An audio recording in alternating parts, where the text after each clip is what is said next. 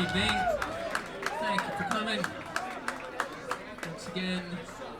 And before we continue, we want to thank Lamb Chop for coming all the way from Music City, playing such a lovely set. And that means the world to us. So let me see. I've got to give it something to read here. We are so delighted to have our next guest here with us tonight. For 15 years, he was the drummer in one of the most influential rock and roll bands of all time.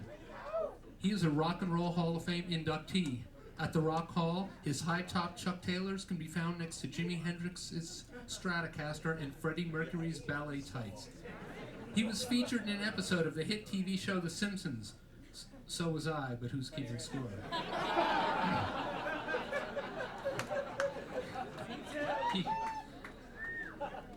I should have read this earlier. He received a Lifetime Achievement Award from U2 during the 2001 MTV Video Music Awards. He's also an accomplished author. His autobiography, Hey Ho, Let's a Drummer's Life, came out earlier this year on the Scribner's imprint. He has a new book coming out on Valentine's Day 2009. Please welcome, from Brooklyn, New York, and the world-famous Ramones, Marky Ramone.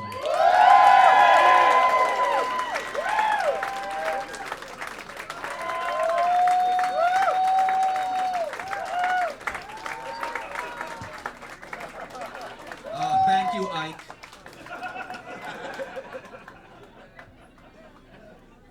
I want to thank everybody for coming out. It's been a great day so far. Everyone's been so nice to me.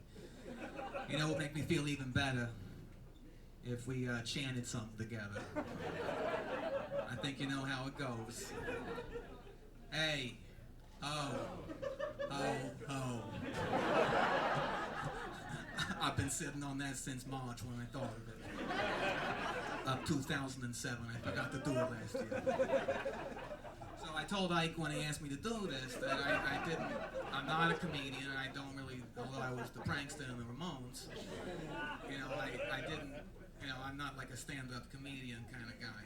But he said, you know, just go up there and just, you know, talk and stuff, and you'll probably be pretty entertaining. So I did remember my favorite joke on the way over that I'd like to share with you, if that's okay. It's pretty, it's got like a pretty universal sort of theme to it, and everyone can relate to it. Guy goes into Manny's to buy some drumsticks. And he's trying out these different pairs of sticks, you know. He finds a pair that he likes, and he goes up to the counter and he starts playing, you know, his little rudiments on his little drum pad on the counter. And he takes his money out to pay, you know, for the sticks, and this photograph pops out of the wallet, and it's a photo of his wife. And the guy behind the counter looks at it, and you know, the wife in the picture is pretty. She's got, you know, big bosoms, you know. And the guy behind the counter goes, he goes, hey.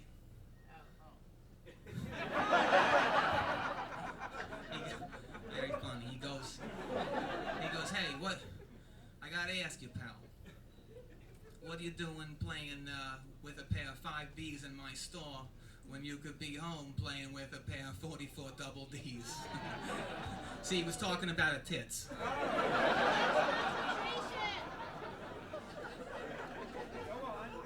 You know, of course, it's December, and it's a nice time for reflection. Look back on the previous year, and I want to we could all bow our heads and say a little something to the man upstairs. Hey God, it's me, Mark, up here on stage. I want to thank you for all your blessings that you gave us this year. Specifically, Marky Ramone signature line of high-top Chuck Taylors that are available at Targets across the country for $29.99. And also, of course, my autobiography that came out that Ike mentioned, Hey Ho, Let's a Drummer's Life.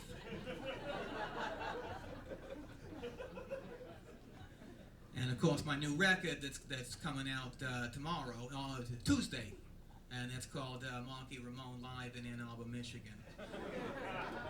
And that's available from me out sidewalk after the show. Little myth that the club didn't let me bring my credit card reader into the club, so I gotta sell it out there. So, what can you do, though? Lord, please give us the strength to endure. I guess I didn't mean to do that, because strength to endure, of course, is a track off a 1993 album, Mondo Bizarro. And Lord, I'm sure you remember when we were recording that album, which of course featured Poison Heart, one of Dee Dee's last songs, his last good songs that he gave to the band. We were having a hard time tracking that song, and CJ was having a hard time coming up with, nailing his bass parts. And it was super tense. I'll never forget it. Super tense atmosphere, everyone was upset. John was so mad. He was just getting madder and madder and madder. And then you, through your glory, made it possible for me to make one of my patented fart noises that I'm so good at doing. And it totally, kind of cleared the air, and everyone was happy, and everyone was laughing and stuff. Everybody but John.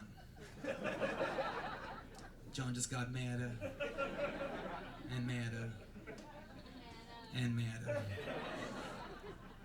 And Lord, please help us find the courage within us to do what we need to do to make our lives better and take a stand for ourselves. Kind of like you made me do back in 1980 when I wasn't getting no money from t-shirts. And I went up to John and I said, John, what the fuck, my name's on the fucking t-shirt and I don't get no fucking money from it. And then he gave me some money, which was nice, so I got a cut of that. I'm still getting a cut of that, although you can't find any t-shirts with me on it, it's all Tommy. That's cool though, he started it. Thank you for listening, God. Hope you're doing good up there with the, all the people that are dead and stuff, and hope I don't see you too soon. All right, later.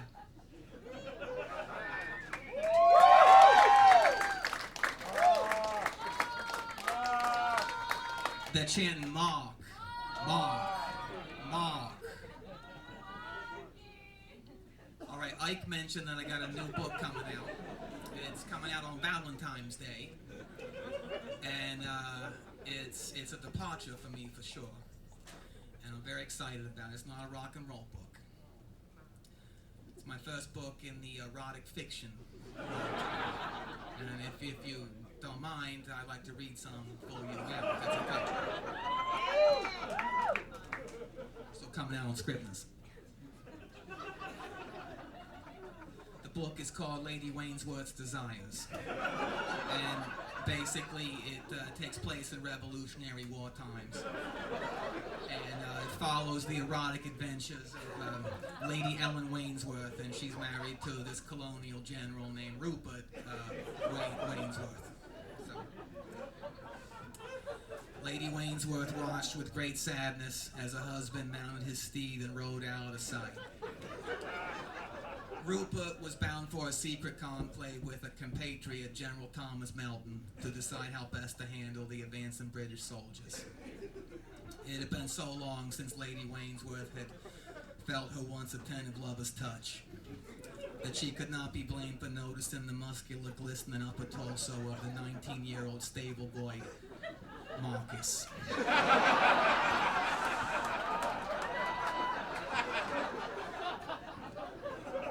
Back at the house, Lady Wainsworth tried her best to busy herself planning what to wear to that night's costume ball.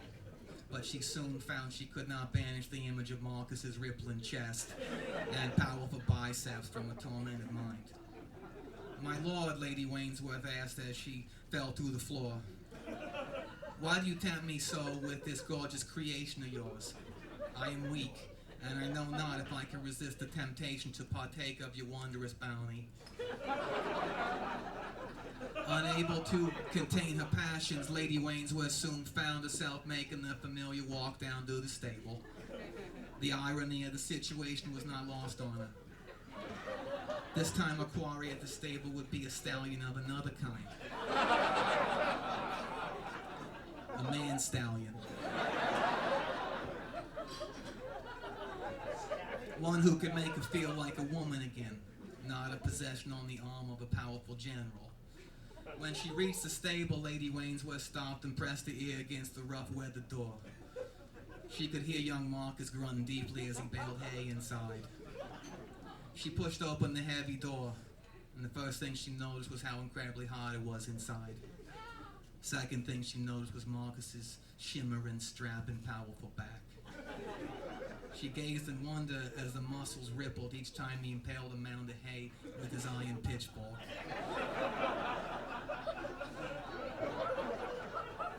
Lady Wainsworth walked slowly towards Marcus, who had not heard her enter the barn. As she neared him, Lady Wainsworth tried her best to avoid the pungent wave of body odor that emanated from Marcus every time he flung one of the bales of hay from his pitchfork. Now just inches away, Lady Wainsworth breathed deeply and placed the soft, delicate hands on Marcus's rugged shoulders. Startled, Marcus quickly turned to face the intruder. No, I didn't even know that was in there. I was like, the intruders. Confusion registered on Marcus's cherubic face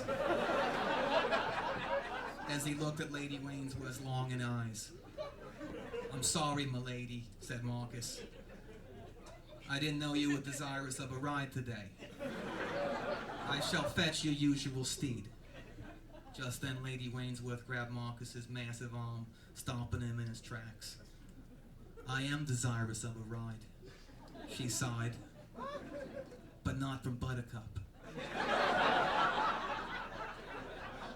With that, Lady Wainsworth pressed her lips against Marcus's. He pulled away, his confusion growing deeper. "But Lady Wainsworth, you're a noble woman, and I am just a lowly stable boy. And what if the general discovers us? My husband is not due to return until it's morn," Lady Wainsworth said, as she unbuttoned her blouse, revealing her heaving, ample bosom. "Come partake of the treasures of my fruit basket."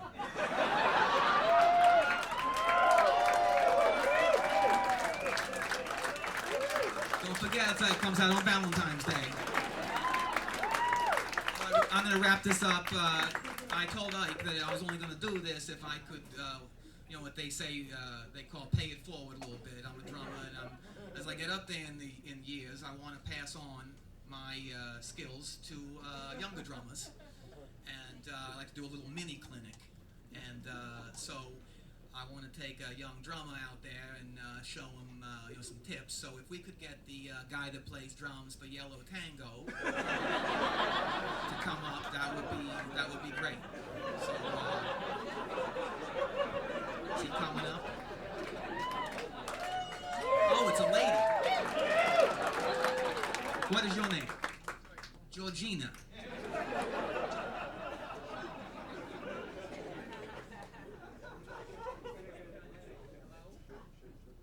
Hello. What I like to do is I like to play the guitar along with my student and see how they play in a group kind of format.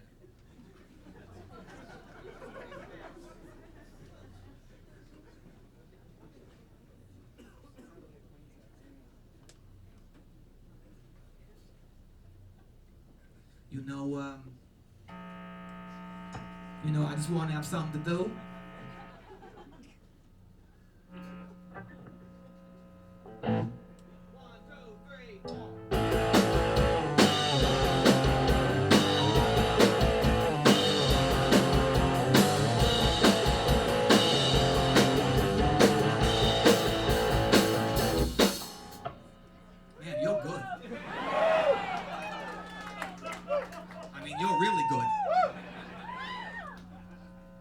You don't know Blitzkrieg Bob, do you?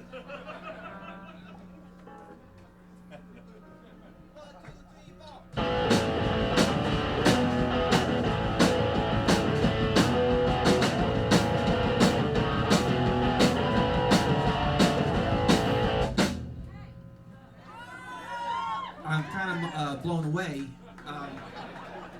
I don't think I could teach you nothing. Question for you.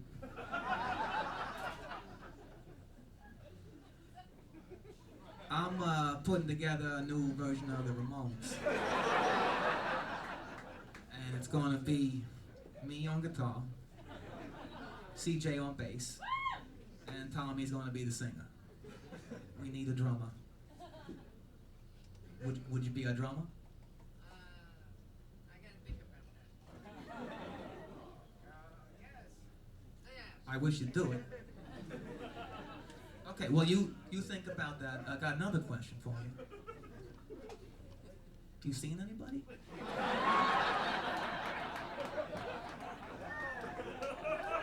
Not Ike. That's my husband. Who? Hang on. Speaking of marriage, my wife's out in the car. She just texted and she said that someone's out there who wants to buy the CD, so I gotta split.